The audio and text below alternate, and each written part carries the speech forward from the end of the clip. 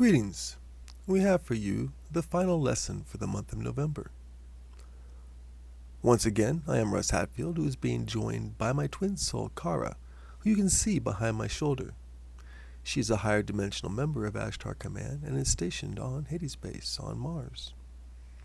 This lesson was channeled by Mark Crocker in 1999 and is called Waveforms of Energy by Omal.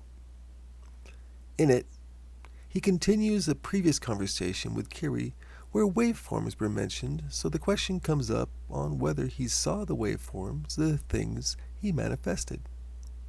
We get that confirmed and learn the differences in the waveforms between an animate and an inanimate object.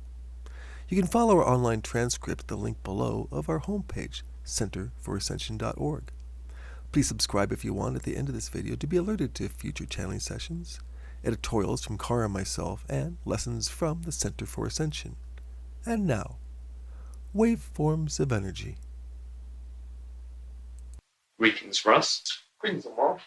And when Skip gets back, it will also be greetings.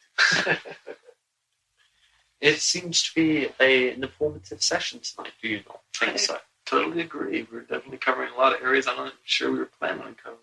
But definitely getting the job done. And I think Kiri deliberately has been setting up for this waveform for quite a while. Yes?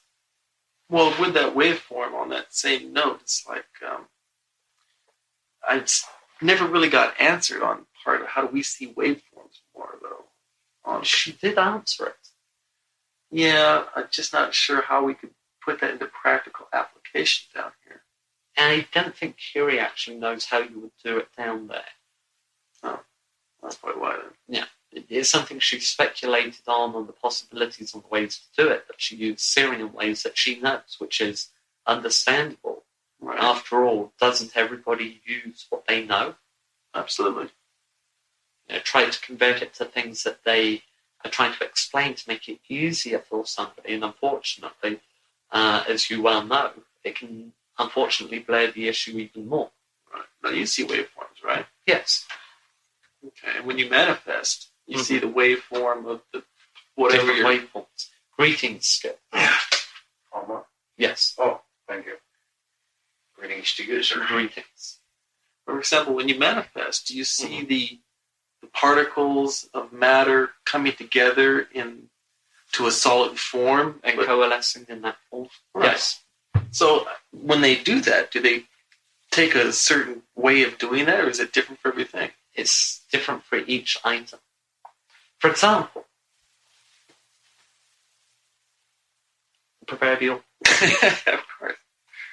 Okay, I see the waveform of the penny. All right. I see the shape. I see how it feels. I can see all the edges. I can see it creating. I can see it in my hand. Pencil tails. Tails. But it is a matter of seeing the waveform. Now, the waveform that Kiri was talking about is totally different. Okay. It is a totally different waveform. The penny is an inanimate object. Right. A living object has a waveform that is radically different, appears random if you look at it for a moment, but if you watch it for longer, you will actually see that there are patterns that are repetitive. The penny's waveforms are steady, repetitive from the get-go to the finish.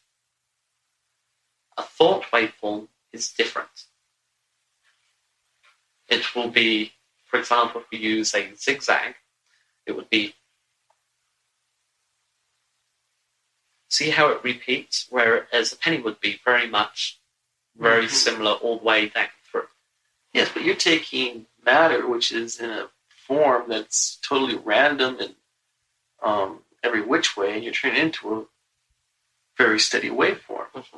Now, isn't that maybe a clue toward the manifestation of a penny? No. I am seeing the penny. The waveform comes once the penny is formed into that pattern. Oh. It doesn't come first, it comes when it achieves. There's a key there somewhere. In other words, it's an inanimate object that has the same waveform no matter how many different ones you see. Correct. As long as they are identical.